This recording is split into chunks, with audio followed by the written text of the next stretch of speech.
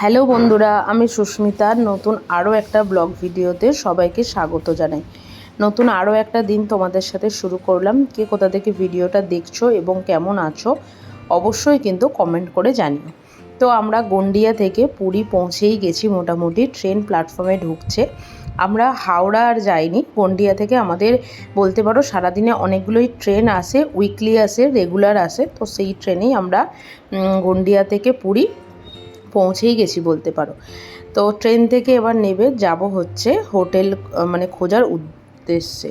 যদিও যদিও এলাম আমরা অনেক দিন পর, প্রায় 7-8 বছর পর। যারা মোটামুটি লকডাউনের পরে বা লকডাউনের বেশ 1 বছর আগেও যারা এসেছো তারাও জানো, এখন পুরীর স্টেশন বা প্ল্যাটফর্ম অনেকটাই এখন চেঞ্জ হয়ে গেছে।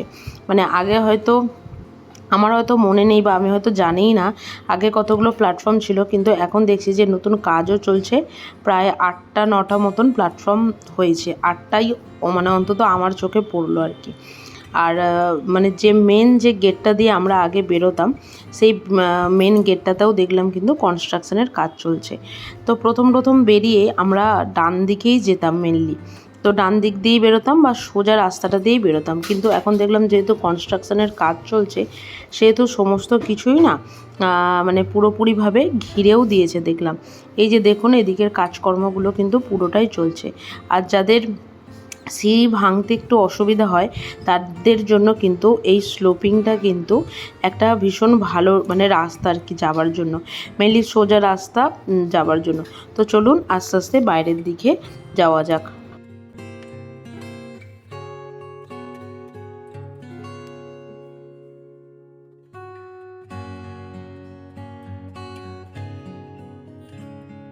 যদিও এই জায়গাগুলো দেখে আমি একটু অবাকই হয়েছিলাম।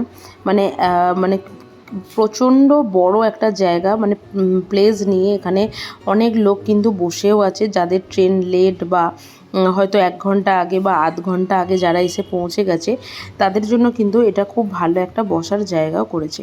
আমি দেখে হয়তো একটু অবাকই হলাম যে আমরা যে রাস্তাটা দিয়ে বেরোই সেটা কিন্তু এটা নয়। তো আস্তে আস্তে বাইরে বেরিয়ে যাওয়ার পরে দেখলাম যে মেনলি যে গেটটা আর কি পুরী লেখা থাকতো, সেই লেখাটা, সেই জায়গাটার ওখানটা কিন্তু পুরোপুরিভাবে কনস্ট্রাকশনের কাজ চলছে। আর এই যে সামনের লাইন দিয়ে এরা যারা দাঁড়িয়ে আছে, এরা হচ্ছে টোটো বা অটো।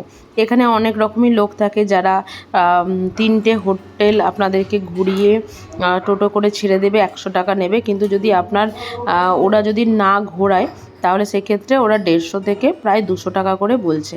তো আমরা অনেক সবার সাথে কথা বললে মোটামুটি বাইরেটাতে গিয়ে তখন দেখলাম যে একজন 150 টাকা করে নিয়ে যাচ্ছে। আর ওই যে গেটটা বললাম, দেখুন পুরো স্টেশনটাতেই কিন্তু কনস্ট্রাকশনের কাজ চলছে। আর এখানে কিন্তু অটো সারি আর কি, টোটোও আছে। টোটো যদিও এই ভেতরটাতে খুব একটা দেখলাম না ওদের এন্ট্রি, যেটা ছিল কিন্তু বাইরে। আর এই যে যারা কথা বলছে, এরা হচ্ছে মোটামুটি একদম পুরোপুরিভাবে ট্যুরের একটা প্ল্যান করে নিয়েছে, যারা ওই ফ্রিতে আপনাকে আপাতত এখন স্বর্গদ্বারে ছেড়ে দিয়ে আসবে, তারপর সাইড সিনের জন্য 4800 বা 4600 এরকম একটা প্রোগ্রাম ওরা করে। তো যাই হোক, আমরা টোটো পেয়ে গেছি। এবার আমরা যাচ্ছি হচ্ছে স্বর্গদ্বারের উদ্দেশ্যে। তো স্বর্গদ্বারটা সবাই মেনলি খুব ভালো করে চেনো, যারা পুরী গেছো বা যারা যাওনি তারাও কিন্তু জানো। তো মোটামুটি রাস্তাঘাটে দেখলাম যে মানে অনেকটাই আর কি, অনেক কিছুই করেছে আর কি। এগুলো হয়তো ছিল, কিন্তু এত ডেভেলপমেন্টটা হয়তো আমরা 7-8 বছর আগে যারা এসেছি তারা হয়তো দেখিনি। 7-8 বছর আগে কিন্তু পরপর প্রায় 8 থেকে 9বার আমার পুরী ঘোরা হয়ে গেছিলো, কিন্তু বিয়ের পর এই প্রথমবারই আর কি। তো এই যে বাঁদিকে এবার যে রাস্তাটা শুরু হচ্ছে, এটা কিন্তু পুরোপুরিভাবে সমুদ্র বিচেরই রাস্তা। আর সামনে দেখলাম বেশ বাঁশ দিয়ে খুব সুন্দর করে ডিজাইন করে এদের কিন্তু খুব সুন্দর ডিজাইনও করে রেখেছে। আর এই ঝাউ গাছগুলোও কিন্তু বোধহয় অল্প স্বল্প ছিল, যাই হোক মনে নেই, কিন্তু খুব সুন্দর লাগছে। সমুদ্রটা কিন্তু যদিও রাস্তা থেকে খুব একটা এখন ক্লিয়ার দেখা যাচ্ছে না, কিন্তু একটু লক্ষ্য করলেই কিন্তু দেখা যাবে। তো মোটামুটি আমরা ওই স্বর্গদ্বারে যেখানটা চৈতন্য যে স্ট্যাচুটা আছে সেখানে পৌঁছেই গেছি। আর ওই যে সমুদ্রের পাড়ে যে টুকটাক যে দোকানগুলো থাকে আর কি, সেই দোকানগুলোও আর কি দেখা যাচ্ছে। আর চারিদিকে কিন্তু প্রচুর হোটেলও হয়ে গেছে। এই দিকটা তখন এতটাও হোটেল ছিল না, বা এতটাও মানে অতটাও লোকের সমাগম ছিল না। তো আমরা একটা হোটেল আপাতত আজকের জন্য নিয়েছি, যেহেতু দোলযাত্রা সেহেতু প্রচণ্ড লোকজনের ভিড়। তো আমরা এসছি আর কি ঘরের জিনিসপত্র রেখে এখানে সমুদ্রের ধারে একটু ঘুরছি আর কি। তো তারপর এখানে স্নান করব। অনেক দিন পর আজকে মানে পুরীর সমুদ্র দেখলাম, বেশ কিন্তু ভালোও লাগছে আর কি। পুরী মানেই হচ্ছে আমাদের প্রত্যেকটা মানুষের কিন্তু আলাদা একটা ইমোশন কিন্তু কাজ করে।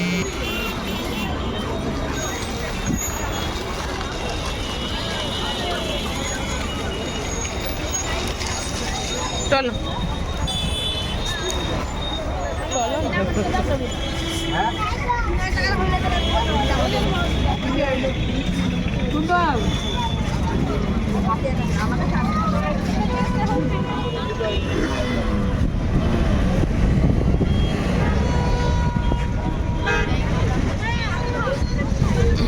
এই যে আপনাদেরকে ব্লু কালারের যে হোটেলটা দেখালাম, ওটা হচ্ছে হোটেল নীলাচল।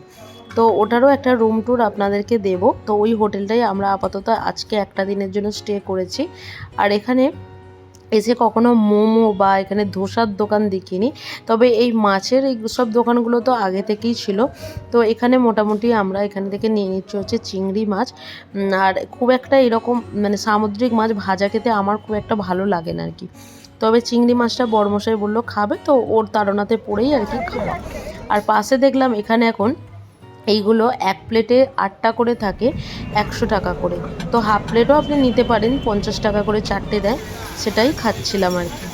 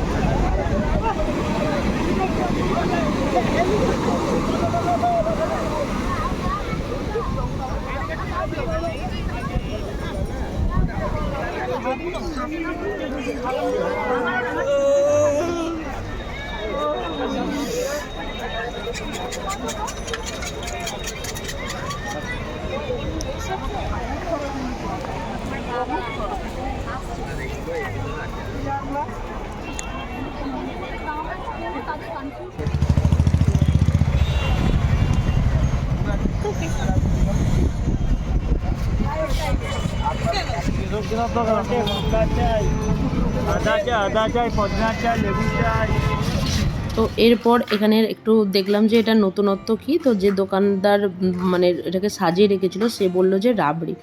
তো চলুন এই রাবড়ি খেতে খেতে আজকের এই ব্লগটা এখানেই শেষ করছি।